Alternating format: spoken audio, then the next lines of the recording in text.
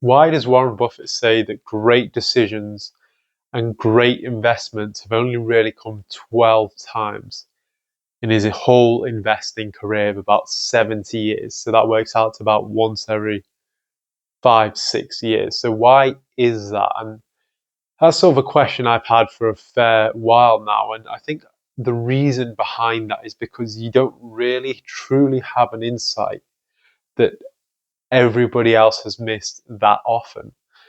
And I'll give you some examples as to what I mean. So, I mean, if you look at, for example, the founder of Instagram, the one of the key insights he had was that actually at the time when everyone was building their social network platform, their images, whenever they went to upload any images, any photos, it always took way longer than Instagram's uh, time to upload a photo or a video did. And you might think, well, how is that? Their technology wasn't that superior, surely, that they were, multiple times faster. No, it wasn't. It was just an insight that the founder had, that actually he knew that when you went to load your app, what you could actually do simultaneously is to load all the images in the background in preparation, knowing that you are likely to upload one of those images, if not more.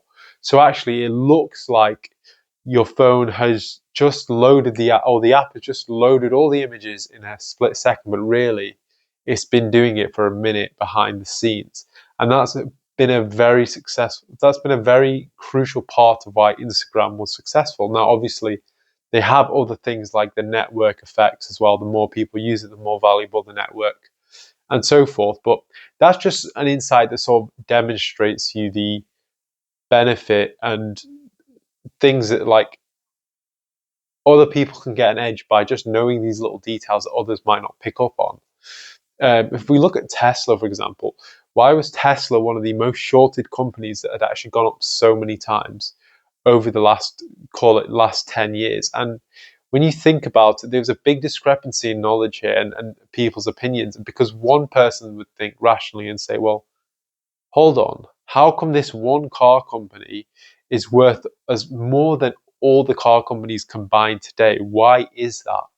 Or even if we think back to early days, sort of more to when I found it an interesting investment, you think, well, hold on, why is this one car company worth as much as Mercedes Benz when Mercedes clearly sells a heck of a lot more cars than Tesla did at that time, right? And the reasoning behind it was, well, actually, if you had that insight and you knew actually Tesla isn't just a car company, Mercedes is. Tesla is actually a data company. It's an it's an AI company. That's the difference in knowledge. If you knew that insight, actually, what Tesla has that Mercedes Benz doesn't have is not only the knowledge on where the future of cars are going, which is battery technology. So not only is their battery technology a few years ahead of their competition, one of the crucial things is actually they have this innovative team which is which has the ability to use data from all their drivers to then implement into their self-driving AI. And now if you look a short few years later, Tesla cars are basically self-driving. You have these self-driving taxi networks which are now operating in San Francisco and slowly expanding out. First it'll be in the US, then it'll be internationally.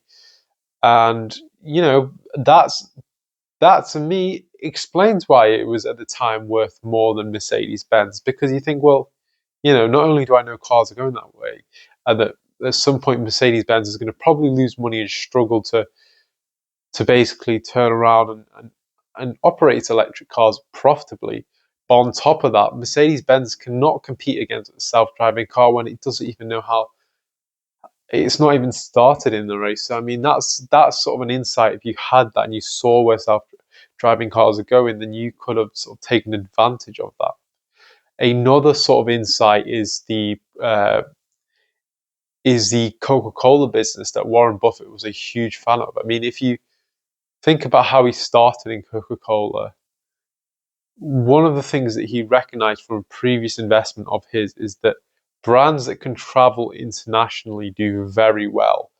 And what he means by that is that if if you can see that a brand works in America or brand works in California, and then it can work in another state, in Texas, for example, and then it works in a different country, say Germany or somewhere, and you can see that that brand travels very well internationally, that one insight led him to know that actually, because it travels so well internationally, they're able to continue expanding across the world, and their growth is going to be sustained for a very long period of time. Whereas most companies, they may only grow for a few years and then stop once they hit some sort of brick wall in their local market. And the fact that Warren Buffett was able to see that and really invest early, because Coca-Cola has obviously benefited him tremendously now, decades later. If we look at the credit rating agency space, for example, if you look at Moody's, if you knew that, the credit agency space was one where, or credit rating agency space is one where it is a business that is basically has duopoly characteristics, and the reason behind it is that, well, investors aren't going to study and know 30 different credit rating agencies, are they? They're only going to know the best ones, because this business is all about reputation. Because if you're taking out a loan, you want to know it's been assessed by the best rating agency, and they're going to give you a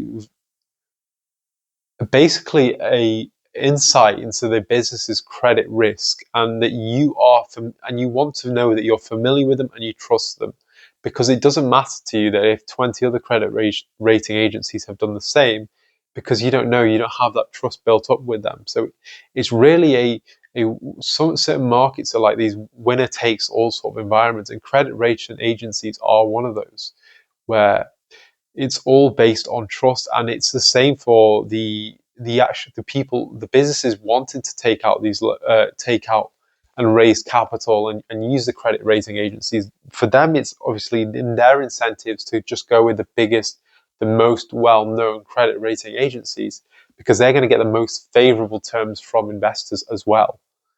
And obviously it makes things simpler for investors. Hence, you've only really had 2-3 major players in the credit rating agency. Now, you do occasionally have some sort of players that do the exact same thing in their little pocket niche, but generally, it's a winners take all market. And if you knew that, and you knew that Moody's was going to be that company, you would have done very well for yourself, particularly as it's such a high margin business that has the basically is, other than the fact that they pay themselves well at these credit rating agencies, their costs are almost zero. So if you just knew some of these characteristics, you could have done very well. And obviously, that's a lot easier said in hindsight than it is going forwards. But I think that's the reason why, sort of going back to the initial point, that you can only make oftentimes so many good decisions in your life that really impact your sort of investing trajectory. And if you sort of think about Warren's 12 investments, it's obviously going to be Coca-Cola, it's going to be Moody's, it's going to be starting Berkshire Hathaway with Charlie Munger. There's only going to be a set amount of decisions, and it's having that insight to know. And that insight is very hard to come by, because it's oftentimes, if it's known to everyone, it's obviously always going to be priced in, or pretty much always going to be priced in. I mean, if you're trying to buy Coca-Cola today, I mean, you're not going to get the same valuation you are 20 years ago, nor are you going to get the same growth. Same with Moody's again, same with Tesla. So it's trying to really understand the insight, particularly when no one else recognizes it, or not many do. So I think that's sort of the video today. I'm trying to personally look for some insights myself, to sort of, even if it doesn't have to be anything as grand as Coca-Cola traveling the product travels across the entire world, and that way I know that their sales are going to continue for decades. It doesn't have to be anything as big as that. It could just be that, oh, actually, this corner of the market has actually been artificially suppressed because of short-term interest rate hikes. And that's why these companies who have now shifted their business model to offer, for example, variable interest rate loans, are actually going to do a heck of a lot better than they previously did. And they're not going to be exposed to the same risk. And that could just be, a pocket little insight that and that you can do very well off. So hope you found that practical. Let me know what you think.